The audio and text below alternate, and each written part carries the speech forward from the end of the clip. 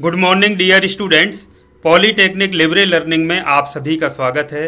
तो बच्चों, जैसा कि आप जानते हैं, परीक्षाएं जो होती हैं पॉलीटेक्निक में सेमेस्टर सिस्टम चलता है, तो लगातार परीक्षाएं होती हैं सेमेस्टर वाइज। अभी भी अब ये विषम सेमेस्टर की परीक्षाएं आपकी प्रारंभ होने जा रही हैं, उसके तुरंत बाद सम सेमेस्टर की परीक्षाएं प्रारंभ होंगी। तो ये लगातार प्रक्रिया चलती रहती है। तो छात्र छात्राओं को ये जानना बहुत ज़रूरी है कि जब उनकी बोर्ड की कॉपियाँ चेक होती हैं तो जो मूल्यांकन करता है, जो कॉपी चेक करते हैं, उनके मन में क्या होता है कॉपी चेक करते समय, क्या देख करके कॉपी में वो मार्क्स देते हैं, और कोई लड़का अगर फेल होने की स्थिति में है तो उसको किस तरह से पास किया जाता है। तो बच्चों, ये जब बातें जानना आपके लिए बहुत ज़रूरी इसलिए है ताकि परीक्षा में जब आप कॉपी लिखें तो इन सब चीज़ों का ज़रूर ध्यान रखें, अपने माइंड में रखें लिखते समय, ताकि आपको किसी भी तरह से फेल होने की स्थिति तो आने ना पाए, बल्कि आप अच्छे से अच्छे मार्क्स को स्कोर कर सकें। तो आज हम बात करेंगे बीटी यूपी या जो बोर्ड की कॉपी हैं वो कैसे चेक होती हैं। मूल्यांकन करता जो कॉपी चेक करते हैं उनको मूल्यांकन करता कहते हैं। उनके मन में क्या होता है जब वे कॉपी चेक करते हैं, और कौन सी ऐसी महत्वपूर्ण बातें हैं जो छात्र छात्राओं को याद रखनी है, जो काम उनको करना ही करना है। जिसमें सबसे महत्वपूर्ण है, उत्तर पुस्तिका को कभी भी खाली नहीं छोड़ना है। अब खाली नहीं छोड़ने का ये मतलब नहीं है कि आप कॉपी में कुछ भी लिख दीजिए। तो क्या लिखना है, कैसे लिखना है, इन्हीं सब चीज़ों के बारे में मैं आज आपसे बात करने जा रहा हूँ। तो आइए देख लेते हैं कि कौन कौन सी बातें हैं जो आपको याद रखना है। तो बच्चों, जब कॉपी जब आप लिखते हैं बोर्ड में, तो हमेशा ये याद रखिए, देखिए कोई भी टीचर होता है जो मूल्यांकन करता कहते हैं, हम जब कॉपी वो चेक करते हैं तो सभी ये चाहते हैं कि हम स्टूडेंट्स को पास करें। तो 100 में से मैं 90% मानूंगा ऐसे टीचर्स या मूल्यांकन करता होते हैं जिनका प्रयास हमेशा यही होता है कि ज़्यादा से ज़्यादा स्टूडेंट्स को वो पास कर सकें। अब उदाहरण के लिए सपोज करिए, मान के चलिए कोई कॉपी चेक हो रही है, किसी स्टूडेंट के 12-13 नंबर आए 50 में से, तो वो जो मूल्यांकन करता होंगे, ज़्यादातर जैसे हम जब कॉपी चेक करने जाते हैं, बैठे होते हैं, तो आसपास सारे टीचर्स लगभग एक ही टेबल में, कई सारी टेबल्स लगी होती हैं, तो ग्रुप में बैठते हैं, अपनी अपनी कॉपी चेक करते हैं विषय की।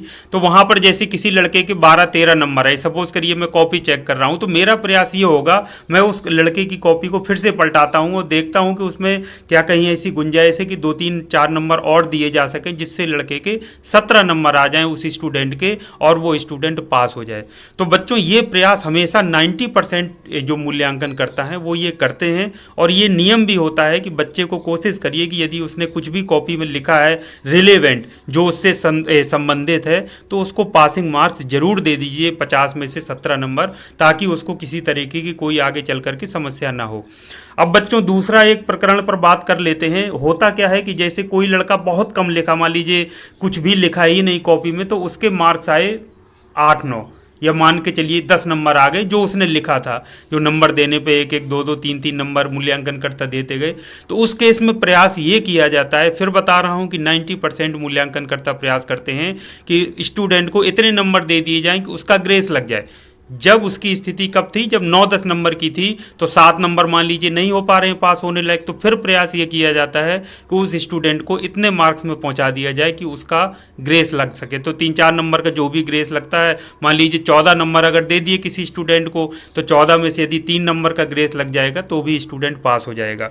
तो बच्चों, ये सब बातें जो बताने का मेरा जो मकसद है वो ये है कि जब आप कॉपी लिखें तो कॉपी को किसी भी स्थिति में ब्लैंक ना छोड़ें। तो एक जो अब ब्लैंक ना छोड़ने का मतलब ये नहीं है कि आप जो है तो कुछ भी जो आपको मना मर्जी आ रहा है वो आप लिखें। कई सारे ऐसे बच्चे होते हैं, स्टूडेंट्स होते हैं, थोड़ा उद्दंड प्रवृत्ति के होते हैं। उनको ऐसा लगता है कि जब कॉपियाँ चेक होती हैं तो कोई भी जैसे बड़े बड़े पैराग्राफ लिख दिए, 1 पेज लिखा है, तो उनको ऐसा लगता है कि टीचर जो चेक करेंगे तो वो देख नहीं पाते हैं। तो जैसे कोई पैराग्राफ लिखा मान लीजिए, तो बीच में क्या करते हैं, कुछ गाना लिख देते हैं 2 लाइन का, फिर अपनी बात लिख रहे हैं, पर्यावरण ये होता है, पर्यावरण ऐसा होता है, फिर गाना लिख दिया कोई 2 लाइन का, फिर लिखना शुरू किया। तो उनको लगता है कि अगर हम गाना लिख देंगे या कुछ ऐसी ऊटपटांग चीज़ या बात लिख देंगे तो कोई हमको पकड़ नहीं पाएगा, या 1 पेज में लिखा है। तो इस बात को माइंड में हमेशा याद रखिए कि जो मूल्यांकन करता होता है अनुभवी होता है, तो चाहे जितने उसमें पैराग्राफ या शब्द लिखे हों, वो उनको जरूर वो नज़र वहाँ पर उसकी चली जाएगी अगर एक भी बार आप देख लेंगे जो भी आपने गलत चीज़ लिखी है।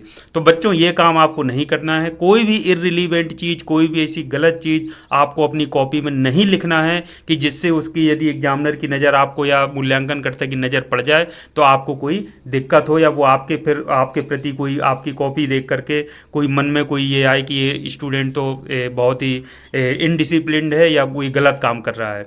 तो बच्चों आपको जो लिखना है, मैं बार बार ये कहता हूँ, सिलेबस के अनुसार ऐसे मुख्य टॉपिक्स होते हैं जिनके बारे में आप जरूर पढ़ लीजिए। यदि कोई प्रश्न ऐसा होता है, कई बार घुमा करके पूछ लिया जाता है, कठिन होता है, तो उसमें ढूंढिए कि ऐसा कौन सा शब्द है जो आपने पढ़ा हुआ है, तो उससे संबंधित जो शब्द आपको पकड़ में आ जाए उसको जाकर उससे रिलेटेड सारी चीज़ों को लिख डालिए। और मैं बार बार कहता हूं कि यदि मान लीजिए 50 नंबर का प्रश्न है, उसमें आपको 5 प्रश्न आए 10-10 नंबर के, तो कोशिश करिए कि टाइम मैनेजमेंट करते हुए सभी प्रश्नों के आप उत्तर दें।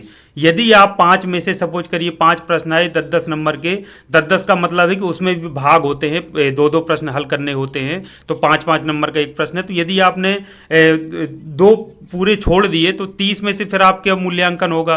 तो अगर आप कोशिश करिए, टाइम मैनेजमेंट ऐसे करिए कि जो प्रश्न आपने उत्तर दे रहे हैं, जो अच्छे से आते हैं, उनको उत्तर देने के बाद जो बाकी बचे भी हैं, तो उससे जो भी रिलेवेंट आपको आता है, जो आपने पढ़ा है, जो डायग्राम आता है, जो सूत्र या फॉर्मूला पता है, जो परिभाषा आप लिख सकते हैं, तो वो आप जरूर लिख दीजिए। उससे बच्चों क्या होता है, सारा जो आपका किया रहता है तो उससे 1 नंबर मिल जाएगा, 1.5 नंबर, किसी में 2 नंबर, तो वो जुड़ जुड़ करके नंबर आपके काफ़ी आगे तक चले जाते हैं। लेकिन जब आप उसको छोड़ ही देंगे बिल्कुल, मान लीजिए 5 प्रश्नों में आपने 2 बिल्कुल छोड़ दिए, सिर्फ 3 प्रश्नों में से उत्तर दिए, वो भी कुछ सही है कुछ गलत हैं, उससे बच्चों पूरी संभावना, फिर 30 में से मार्क्स मिलेंगे तो बहुत फिर आपको पास होने के लाले पड़ जाते हैं, बड़ी दिक्कत होती है, बड़ी मुश्किल से फिर स्टूडेंट को पास करना पड़ता है। तो बच्चों इन सब चीज़ों का यदि आप ध्यान रखेंगे तो आपको परीक्षा में निश्चित तौर पर सफलता मिलेगी। आपको सफलता मिलने के साथ आपके मार्क्स भी बहुत अच्छे आएंगे।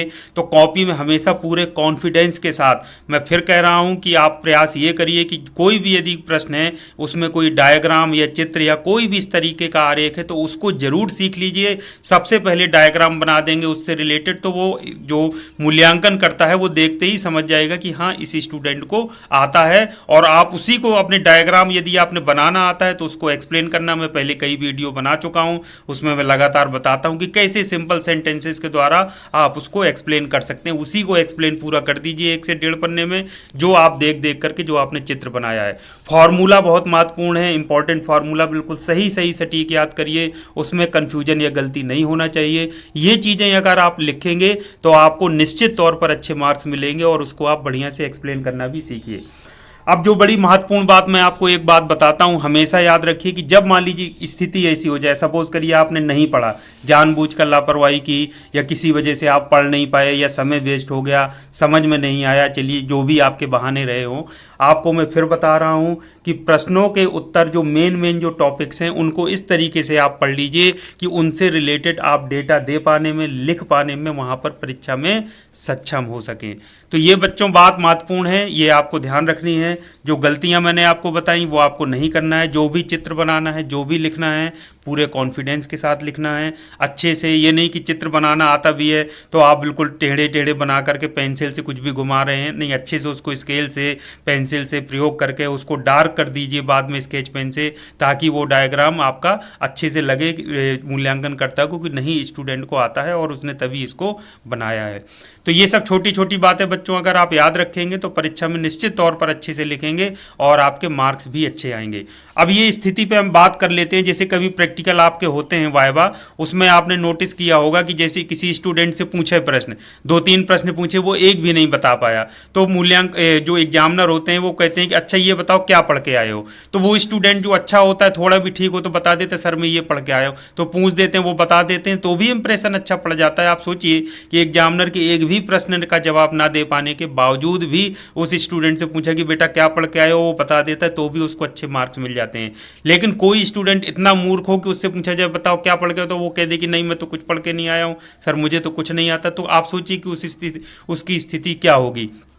तो वही बच्चों में कहता हूं कि परीक्षा में यदि कोई प्रश्न ऐसा घुमा के पूछ लिया है जो आपको समझ में नहीं आ रहा है, लेकिन सिलेबस के अकॉर्डिंग आपने सभी टॉपिक्स पढ़े जरूर होंगे, तो उस टॉपिक से रिलेटेड उसमें ढूंढिए कि कौन सा ऐसा शब्द है जो आपने पढ़ा है, और उसको पकड़ करके उससे रिलेटेड जो भी आपको आता है वो सारा उस परीक्षा में लिख दीजिए, क्योंकि उससे संबंधित आपने लिखा है, आपको नॉलेज है टॉपिक का, तो उसमें मार्क्स आपको निश्चित तौर पर मिलेंगे, 100% मिलेंगे, ये बात आप मान लीजिए।